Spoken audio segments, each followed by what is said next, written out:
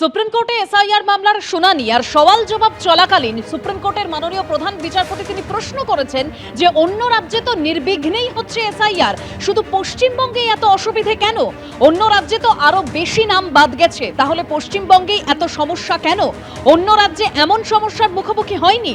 Supreme কোর্টে জানালো নির্বাচন কমিশন। 6 এপ্রিল প্রথম দফার ভোটের মনোনয়ন শেষ, তারপরে আর ভোটার তালিকায় বদল সম্ভব নয়। এখনো লক্ষ লক্ষ ভোটারের ভাগ্য নির্ধারিত হয়নি। সুপ্রিম কোর্টের সওয়াল তৃণমূলের আইনজীবী শ্যাম দিওয়ানের। ভোটদানের আগে পর্যন্ত তালিকা সংশোধনের কাজ চলুক, যাদের এখনো নিষ্পত্তি হয়নি তাদের সাহায্য করা হোক, কেননা এদের নাম খসড়া তালিকায় ছিল। শ্যাম দিওয়ান তিনি এই সওয়াল করেছেন, যে যে আসনে 6 এপ্রিল মনোনয়ন শেষ তাদের অগ্রাধিকার দেওয়া উচিত। এসআইআর মামলায় মন্তব্য সুপ্রিম কোর্টের বিচারপতি জয়মাল্য বাগচির। সওয়াল জবাবে আর কি কি উঠে এলো আমরা জানবো। আমাদের প্রতিনিধি সৌভিক মজুমদার রয়েছেন আমাদের সঙ্গে। সৌভিক,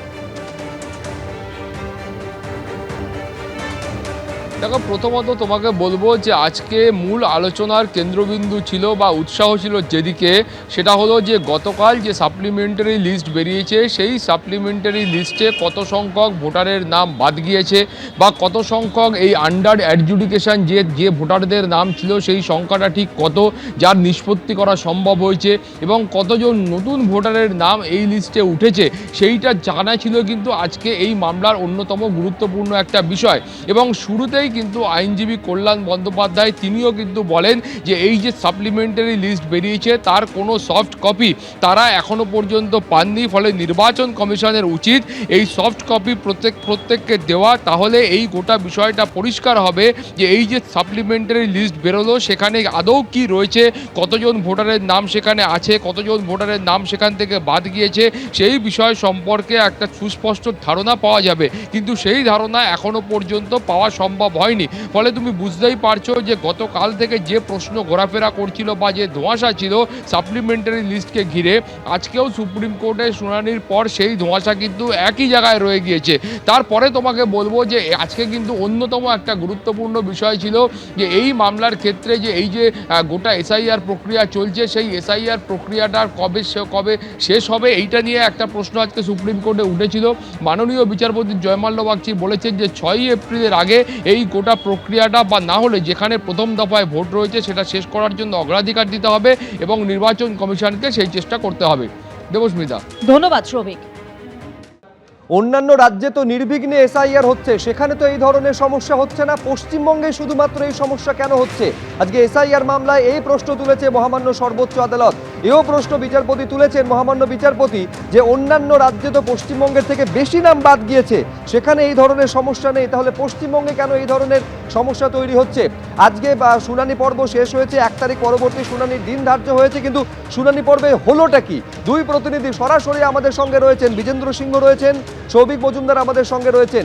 আজকের দিনে যখন বিবেচনাধীন তালিকায় প্রায় 29 লক্ষের নিষ্পত্তি হয়েছে বলে জানা যাচ্ছে এবং একটা সাপ্লিমেন্টারি লিস্ট বের করা হয়েছে, এই প্রসঙ্গ তো আজকে এসেছিল বিজেন্দ্র কোর্টে। কি হলো সর্বোচ্চ আদালতে আজ? দেখো, এই প্রশ্নটা আজকে সুপ্রিম কোর্টে উঠেছিল সুব্রজিৎ, কিন্তু সব থেকে বড় প্রশ্ন ছিল যেটা তুমি বললে, আজকে চিফ জাস্টিস নিজে বললেন কি অনেক রাজ্যে এসআইআর সুষ্ঠুভাবে হয়েছে, শুধু পশ্চিমবঙ্গে এত সমস্যা কেন হচ্ছে। তিনি এটাও বলেন কি অন্য রাজ্যগুলোতে এসআইআর এ পশ্চিমবঙ্গ থেকে বেশি লোকের নাম বাদ গেছে, সেক্ষেত্রে পশ্চিমবঙ্গে এত সমস্যা কেন, সেটা আজকে সুপ্রিম কোর্টও উষ্মা প্রকাশ করে এটা জানতে চেয়েছে। পরে আমরা দেখলাম ইলেকশন কমিশনের তরফ থেকে তারা আইনজীবী বলেন কি পশ্চিমবঙ্গে কিছু সমস্যা তাদেরকে ফেস করতে হচ্ছে। তিনি সিল্ড এনভেলপে কি কি সমস্যা তারা ফেস করছেন পশ্চিমবঙ্গে সেটা সুপ্রিম কোর্টের কাছে আজকে জমা দিয়েছেন। বিশেষ করে পরিকাঠামোর দিক থেকে কি কি সমস্যা তাদের রয়েছে সেটা আজকে সুপ্রিম কোর্টকে জানিয়েছেন তিনি। কিন্তু আজকে যখন হিয়ারিং স্টার্ট হয়, শ্যাম দিওয়ান পশ্চিমবঙ্গের তরফ থেকে তিনি অ্যাপিয়ার করছেন রাজ্য সরকারের তরফ থেকে। তিনি প্রথমে বলেন কি 6 তারিখ হলো, 6 এপ্রিল হলো ফার্স্ট ফেজ অফ যে নমিনেশন রয়েছে তার লাস্ট ডেট, সেক্ষেত্রে সেদিনই ভোটার লিস্ট ফ্রিজ হয়ে যাবে যদি তার আগে কেসগুলোকে নিষ্পত্তি না করা হয়। অনেক ভোটারের এখনও নিষ্পত্তি হয়নি, জুডিশিয়াল যে এখন চলছে অ্যাডজুডিকেশন সেটা এখনও কমপ্লিট হয়নি, সেক্ষেত্রে সেটা কবে কমপ্লিট হবে সেটা নিয়ে একটা প্রশ্ন রয়েছে।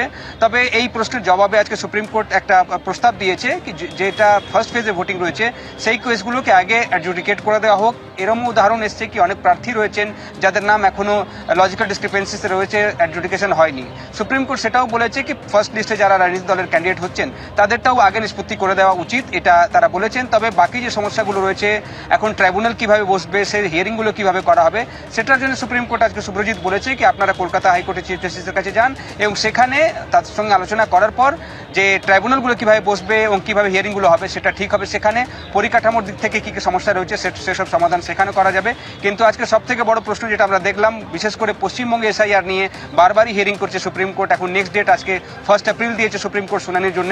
কিন্তু আজকে প্রশ্ন নিজেই চিফ জাস্টিসই করলেন কি পশ্চিমবঙ্গের ক্ষেত্রে এত সমস্যা কেন হচ্ছে, বাকি রাজ্যে তো সুষ্ঠুভাবে এসআইআর হয়ে গেল, পশ্চিমবঙ্গের ক্ষেত্রে তো যত ভোট নাম বাদ গেছে তার থেকে বেশি অন্য রাজ্যের নাম বাদ গেছে, সেক্ষেত্রে পশ্চিমবঙ্গে এই সমস্যা কেন ফেস করতে হচ্ছে সেটা আজকে রেখেছিলেন প্রশ্ন চিফ জাস্টিস। তার জবাবে আমরা দেখলাম ইলেকশন কমিশন জানিয়েছে সুপ্রিম কোর্টকে কি পশ্চিমবঙ্গে কিছু তারা ইনফ্রাস্ট্রাকচারাল ইস্যু রয়েছে, কিছু একেবারে পশ্চিমবঙ্গের সমস্যার কথা আজকে নির্বাচন কমিশনের তরফেও জানানো হয়েছে। বিজেন্দ্র, তুমি আমাদের সঙ্গে থাকো। আইনজীবী বিকাশ রঞ্জন ভট্টাচার্য কি বলছেন একবার দেখে নিই। নমিনেশন ফাইলিংয়ের ডেটের আগে লিস্ট সম্পূর্ণ করতে হবে। বিচারপতিরা তার সঙ্গে সহমত হয়েছেন এবং হাইকোর্টের জজেদের সঙ্গে সাহায্য করে এটা শেষ করো। যাদের পলিটিক্যাল পার্টি যারা নমিনেশন ফাইল করতে চান, যাদের আন্ডার অ্যাডজুডিকেশন আছে, তাদেরটা সবার আগে ঠিক করতে হবে। আর যারা ইন্ডিভিজুয়াল এবং নির্দল হিসেবে দাঁড়াতে চান তাদেরটা কোর্ট বলেছে আমরা দেখছি, আর যাতে হয় আমরা দেখব। মূল কথা, কোনো ভোটারের ভোটের অধিকার যেন নষ্ট না হয়, তারা যাতে নির্বাচনে অংশগ্রহণ করতে পারে সেটা আদালত নিশ্চিত করবে। পশ্চিমবঙ্গে যে সমস্যা হচ্ছে সৌভিক, এটা একেবারে সুপ্রিম কোর্টে দাঁড়িয়ে একাধিকবার একেবারে কমিশনের তরফেও বলা হয়েছে এবং একটা মুখবন্ধ খামে রিপোর্ট পর্যন্ত জমা দেওয়া হয়েছে। ফলে কি ধরনের সমস্যার মধ্যে তাদের পড়তে হয়েছে, সমাধান কিভাবে হবে, কি হলো এই নিয়ে আজকে সওয়াল জবাবে সর্বোচ্চ আদালতে?